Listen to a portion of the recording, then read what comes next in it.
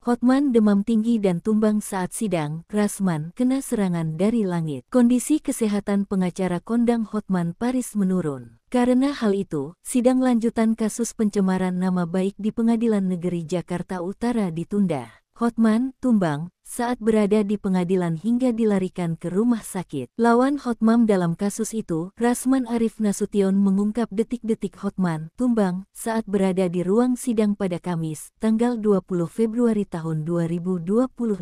Tadi waktu ditanya dia sudah pucat, saya pikir gimana. Saya lihat kertas jatuh di kiri, jatuh di kanan. Sebelah kiri tidak diambil, dia hilang fokus sehingga ditanya udah gak nyambung, kata Rasman Arif Nasution. Menurut dia Hotman terkena serangan gaib, campur tangan langit. Hotman Paris dibopong dibawa ke rumah sakit, tambahnya. Sementara itu, Hotman mengungkap jika dirinya tengah mengalami demam tinggi dan menggigil, sehingga harus beristirahat dan dirawat. Demam tinggi, tulis Hotman Paris dikutip Jumat tanggal 21 Februari tahun 2025.